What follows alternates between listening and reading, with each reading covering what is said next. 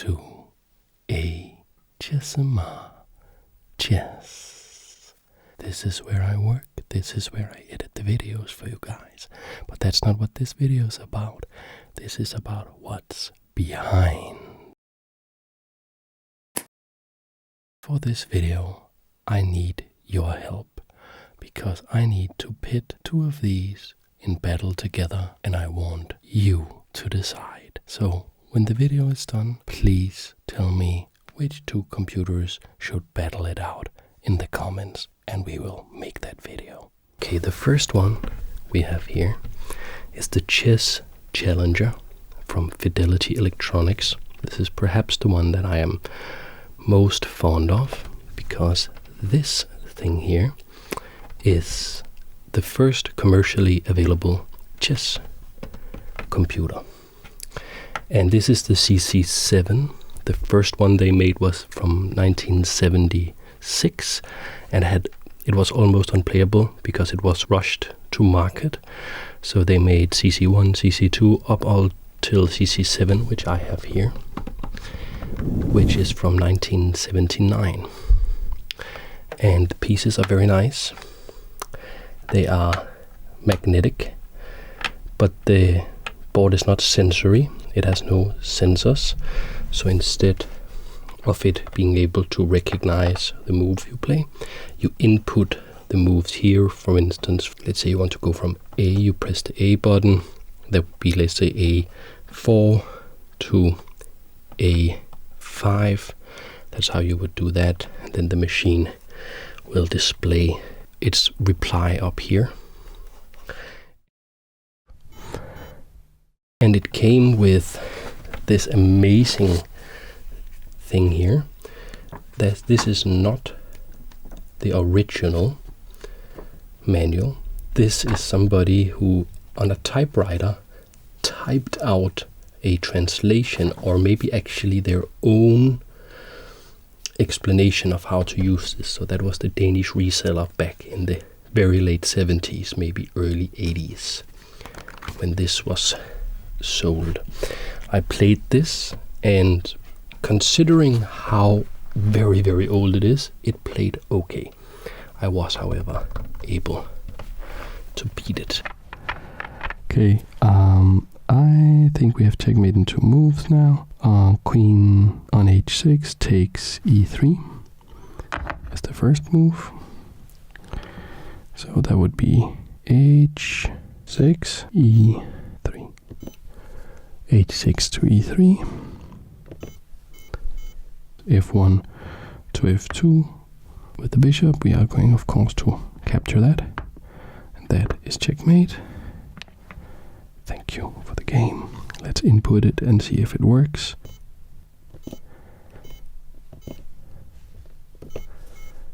And as you can see, it blinks in I lose. We did it, guys. We defeated the Chess Challenger. Let's turn our attention here to another product from Fidelity Electronics. So here we have the mini sensory Chess Challenger, and it is a travel set, so it comes with this very handy little shield.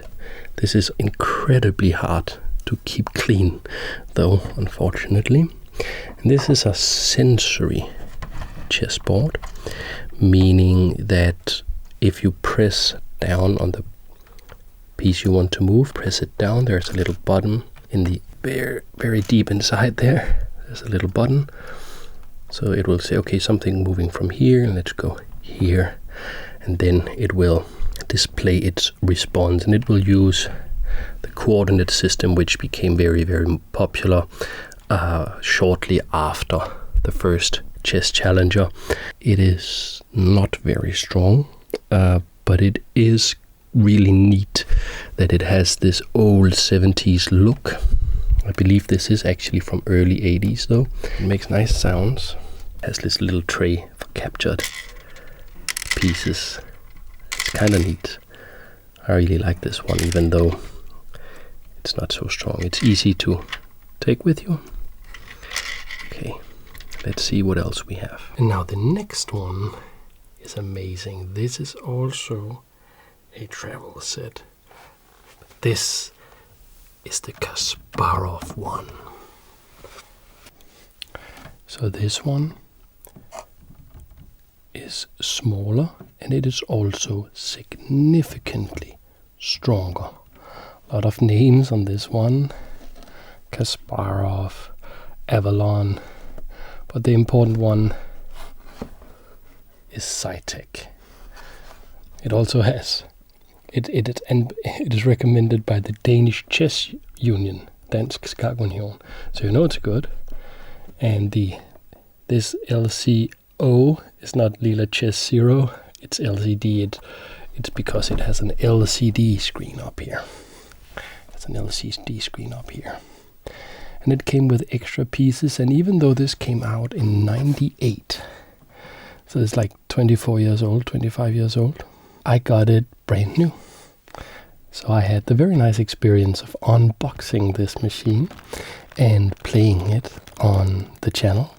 It's actually fairly strong despite it running on this Zytek processor that is only 4.2 megahertz. So I played a Budapest defense against it. I had it playing white, and it actually gave me a game, despite being very old and very, very small. And look at this here. So it's very easy to take with you, and this is something that I actually can use today even to play if I'm going on a long bus ride or something.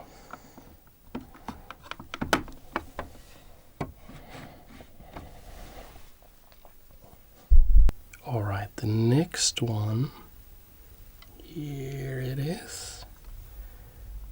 Look at that. This is actually quite a bit stronger than the other one. And this is also branded Kasparov. And this one is a chess trainer. It has sensory input, very easy to use, and it's pretty strong. It has 768 levels. It's very proud that it has 768 levels. It can only go to about 1,000 elo. Is maybe how strong it is. But I had a very, very cool experience with this. I used this to practice my blindfold chess skills, and I spent an enormous amount of time editing that for a video that maybe I can show you here. See, we have pawns on c4, d4, e4, knight on c3, bishop on e2, pawn on h4, and we have knight on c6, pawn on d6, pawn on g6, knight on f6, bishop on g7. And I think those are all the moves. Also, the idea of writing down actually can help you a lot, because if you get very familiar with the coordinate system, you can then use the writing the moves down as a memory hook. So it runs on the same processor as this other one here, but it does have a bit more memory, and it has a slightly different openings book in that it actually has an openings book. That's because it's meant to be a training tool for beginning or improving players.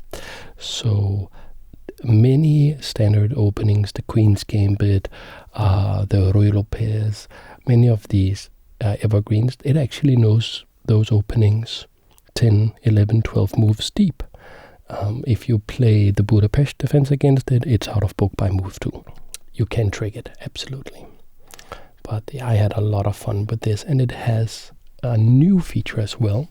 It has a chess clock, which is very nice. So you can actually play against a human opponent on this using a chess clock. So you could say, okay, we will have 5 minutes each. So it'll be like a blitz game, and it will register automatically. Or you can play against the machine on time to give yourself an extra challenge, which is very nice if you are above, say, 1000 elo, if you're 1200, 1300 and above elo, because it will not be too hard to beat the machine if you have unlimited time, but it could be hard if you are pressing yourself on time. So all in all, very nice machine.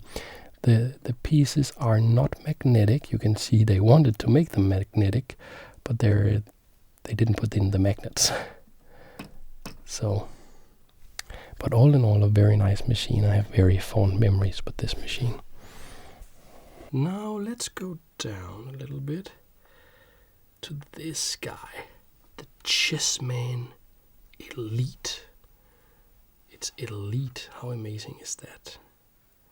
Let's get that in focus. Okay, this thing here, I have a very, very special relationship to this machine here, because this is a very new machine, very, very new. But this is the one that started it all for me, because I saw this in my local supermarket. It had a good price, and I felt, okay, let's just buy that. Maybe I can play it on the channel, and maybe that could make a fun video. And I love chess computers. Let me get a new one to the collection. Let me play it on the channel. And I did play it on the channel. And the video is now one of the most watched videos I have. And people, you guys, you really loved it. And that got me into just playing all these chess computers and collecting more and getting more chess computers. So I have really good memories with this. And as you can see, the UI on this is actually very nice. Check for draw, for checkmate. You have a save button, on button, training button. It's all very big, level takebacks. You can switch colors. You can get hints, all these different things. Very nice. So it's actually a pretty decent quality machine. It uses the coordinate system to display the moves it wants to play. But here's the thing. This is still being sold. This is, for all intents and purposes, a new piece of tech.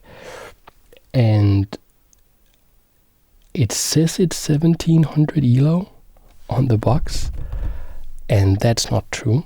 It says it's 1800 elo on the box, and that is just not true. That's just not true.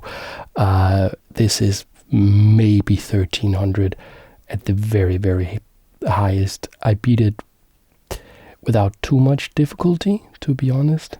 So that's one thing, that if you were selling a chess computer in 2022 was when I bought this, but you can still buy it if you're going out to buying a chess computer in 2023.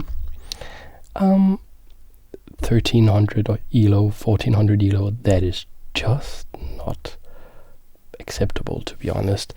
The other thing I have about this is it's the pieces here. They don't have good balance here. It's really cheap plastic. They're even hollow. Can you see that? They're hollow. So they really, they look pretty nice. The design of the knights, quite nice, quite stylistic. But they are not magnetic. They move about all over the place. So I wouldn't recommend buying this one. But it is, just due to being quite new, one of the stronger machines I have. And I would love if you chose to pit this one against the next I'm going to show you, because the next one is really a beast and a machine that I just really absolutely love. So let's turn our attention to the next machine. Next chess computer is, drum roll, this guy, the Mephisto. Now this is a beast. Here we have him, the Mephisto Europa A. And I actually got this guy at a yard sale. And it's just perfect. Sturdy form factor. Satisfying, no nonsense buttons. Actual play strength. This is part of the legendary Mephisto series of computers. They have won multiple world championships. And this one is a consumer model. The machine is from 1989. It runs the Mephisto chip. It can play at about 1400 level. So it's a very decent opponent. It's virtually unbreakable, sturdy material, magnetic, nice pieces. The design is even quite nice. So this is my go-to, no-nonsense, workhorse chess computer. And I think that this machine from 89, quality product, can beat the Chessman Elite that you can still buy brand new in 2023. So that's my recommendation, but I want to leave it up, of course, to you.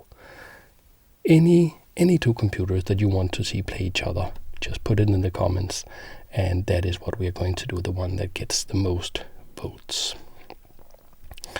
And hopefully we can turn it into an entire series. Okay, so that's the Mephisto Europa A. The next machine is very, very fancy and very new.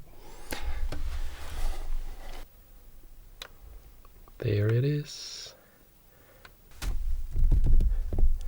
This is a premium chess computer.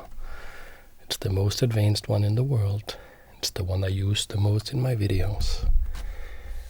And if you haven't seen it before, let me demonstrate.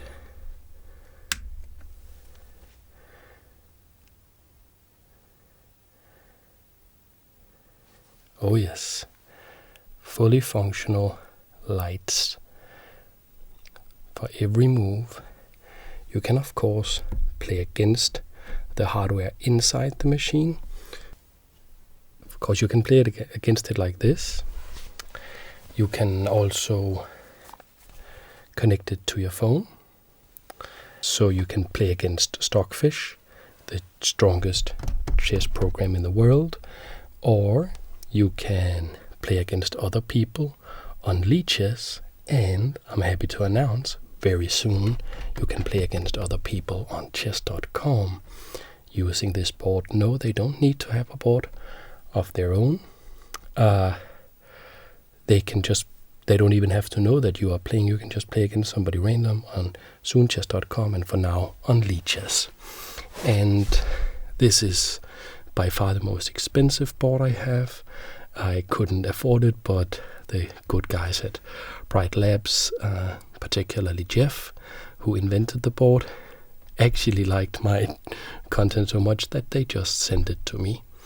And yeah, I've made many videos with this board. The pieces are weighted. They are beautiful. It's very high quality.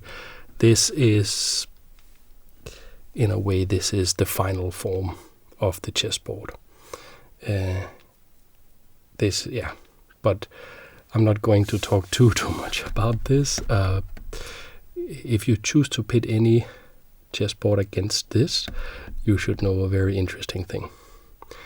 Yes, in theory, it should be able to beat anything because it runs on Stockfish, but unbelievably I had this board running Stockfish on the highest difficulty play the Mephisto board up here, and the game ended in a draw.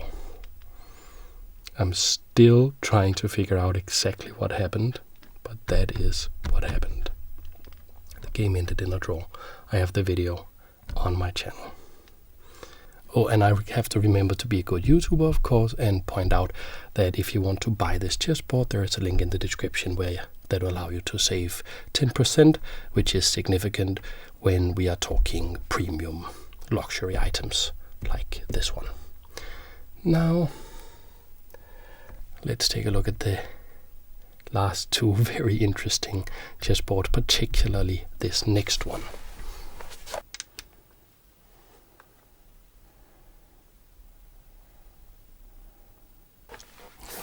Here we have something very special. This absolute monster of a chess computer runs a Hitachi chip from 1983. So it's very, very old. And the Hitachi chip runs at 0.4 megahertz. So less than half of a megahertz. And it is horrendous. It plays horrendous chess. But there are two reasons that I am just so happy to own this particular piece of chess computing history. Number one, it is, to my knowledge, the only chess computer in existence that has a toggle switch for powering the machine on and off, and then this other toggle switch where you can set the level, and it doesn't matter what you set the level for, it will play 300 elo chess no matter what you do. That's the first reason. The second reason that I just absolutely love this machine is that it is programmed by David Levy, who is a giant in chess computing history. He's the guy that made a bet a long time ago that for 10 years nobody would be able to build a chess computer that could beat him. And I don't know if he threw this in there, the Chess Partner 3000, if he threw that in there too. I don't know, to throw the competition off or whatever it was, but this is just amazing. It's not sensory. The chessboard up here is just for show. The all interaction with the machine happens over here with these buttons, and all you can do is you can play a game, you can clear the game, or it can tell you what the position is, outputs the moves on a little LCD up here, and well, it does have a compartment here in the side for the pieces. I believe this product may have been rushed to market, but I love it so dearly. Now, for the last chess computer.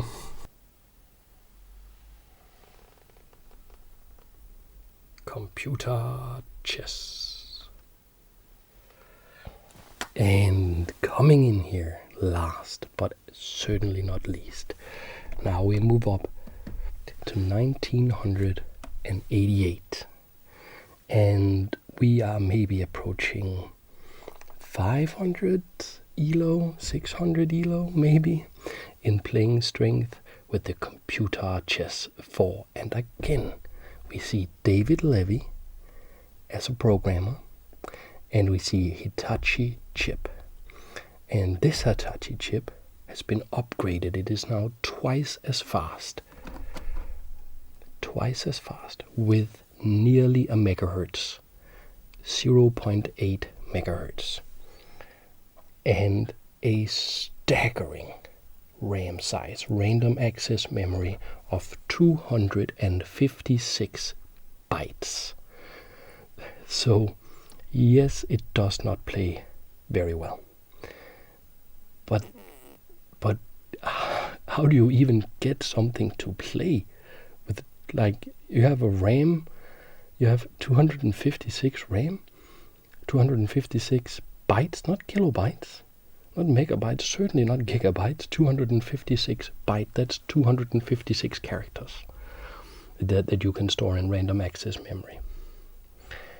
And but it's again David Levy who programmed it, and the finish on this is it's twofold, because the board itself is really, really cheap, and they just put this sticker over, but it is sensory. It does have touch, but if you can see here, this sticker is the glue has just melted away or something, so it's really hard to play against this.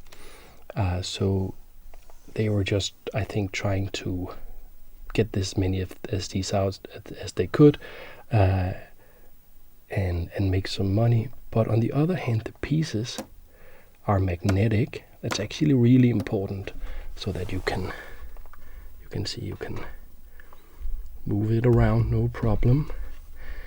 And these, like this, all these Hitachi ones that has these really old inadequate chips, they always have like level that you can play on different levels like all the other ones, but it doesn't matter.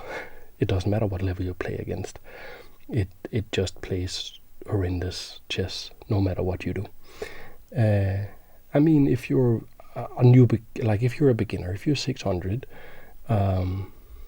then I mean, it can give you some sort of challenge. But even if you're less than 600, if you're 500, if you're very new, if you're 400, if you just play anti-computer chess, then you should be good. And what do I mean by anti-computer chess? Well, I mean, just protect all your pieces. Don't sacrifice anything. Just take it very, very, very, very, very, very, very slowly and try to win in the end game, because it can calculate maybe 1-2 moves ahead. So as long as you don't blunder anything, you will win in the end game. Let me know which chess computers you want me to have play against each other. And so we have this thing. This is quite cool. This is for correspondence chess. So it's a book, and you can see that I played e4 here, and I've actually tried to use this for a video about the Caro-Kann. And yeah, let me know if you would want to watch a video presented like this, if that would be cool to you.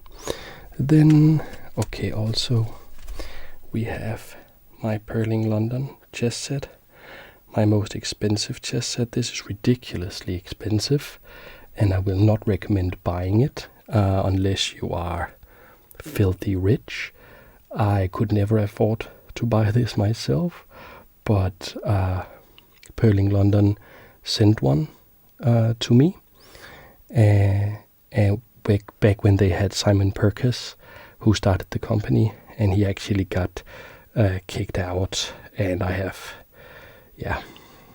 nothing to do with them anymore. But they did gift me, when the cool guy who started the company, Simon Purkis, was there, they did gift me this very nice but ridiculously expensive chess set.